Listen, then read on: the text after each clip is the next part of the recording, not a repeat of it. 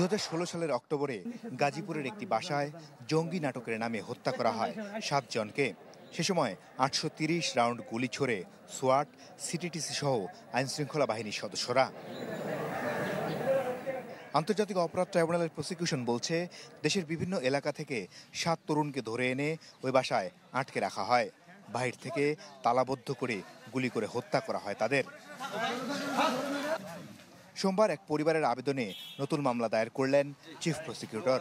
আবেদন করেন সাবেক আইজিপি জাবেদ পাটোয়ারি, সিটিটিসির প্রধান মনিরুল ইসলাম, গাজীপুর মেট্রোপলিটনের তৎকালীন কমিশনার হারুনুর রশিদ সহ 5 জনের বিরুদ্ধে গ্রেপ্তারি পরোয়ানার।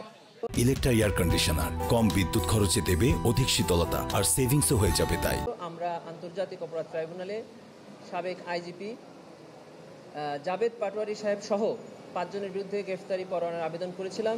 মাননীয় ট্রাইব্যুনাল তাদের বিরুদ্ধে গ্রেফতারি পরোয়ানা জারি করেছেন। যে সকল জায়গা থেকে এই যুবকদেরকে বেআইনিভাবে আটক করা হয়েছিল সেখানে এবং যেখানে অপারেশনটা চালানো হয়েছে সেখানের পুলিশ কর্মকর্তাবৃন্দকে এখানে আসামি করা হয়েছে। এদিন চানখারপুলে মানবতা বিরোধী অপরাধের মামলায় সাক্ষীকে হুমকি ও ভয় ভীতি দেখানোর ঘটনায় হাজির হন বংশাল থানার ওসি। ট্রাইব্যুনাল তাকে বলেন, সাক্ষীর নিরাপত্তায় সব ধরনের ব্যবস্থা নিতে হবে।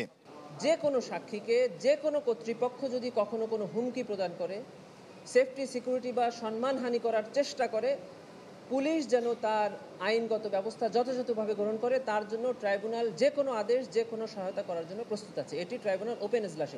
সোমবার ট্রাইব্যুনালে ৫ম দিনের মতো সাক্ষ্য গ্রহণ অনুষ্ঠিত হয় শেখ হাসিনা ও আসাদুজ্জামান খান কামালের বিরুদ্ধে। আশুলিয়ায় 6 মরদেহ পোড়ানোর একজন শহীদ আস-সাবুরের পিতা এদিন সাক্ষ্য দেন। মাসুদুর রহমান, চ্যানেল 24, ঢাকা।